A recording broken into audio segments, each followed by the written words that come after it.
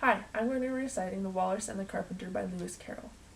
The sun was shining on the sea, shining with all its might. He did his very best to make the billows smooth and bright, and this was odd because it was the middle of the night. The moon was shining sulkily because she thought the sun had got no business to be there after the day was done. It's very rude of him, she said, to come and spoil the fun. The sea was wet as wet could be, the sands were dry as dry. You could not see a cloud because no cloud was in the sky. No birds were flying overhead, there were no birds to fly. The walrus and the carpenter were walking close at hand. They wept like anything to see such quantities of sand. If this were only cleared away, they said, it would be grand. If 7 maids with 7 mops swept it for half a year, do you suppose, the walrus said, that they could get it clear? I doubt it, said the carpenter, and shed a bitter tear. O oysters, come and walk with us, the walrus did beseech, a pleasant walk, a pleasant talk, along the briny beach. We cannot do more than 4, to lend a hand to each.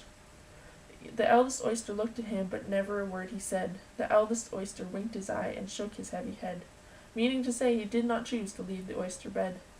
But 4 young oysters hurried up, all eager for the treat. Their coats were brushed, their faces washed, their shoes were clean and neat. And this was odd, because they hadn't any feet.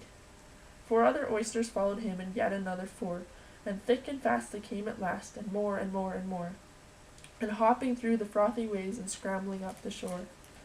The walrus and the carpenter walked on a mile or so, and then they rested on a rock conveniently low, and all the little oysters stood and waited in a row.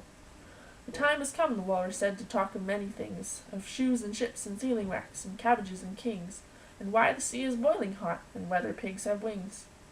But wait a bit, the oysters cried, before we have our chat, for some of us are out of breath, and all of us are fat. No hurry, said the carpenter, and they thanked him much for that. A loaf of bread, the walrus said, is what we chiefly need. Pepper and vinegar besides are very good indeed.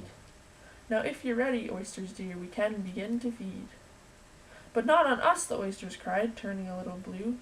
After such kindness, that would be a dismal thing to do. The night is fine, the walrus said, do you not enjoy the view? It was so kind of you to come, and you are very nice. The carpenter said nothing but, cut us another slice. I wish you were not quite so deaf, I've had to ask you twice. It seems a shame, the walrus said, to play them such a trick, after we've brought them out so far and made them trot so quick.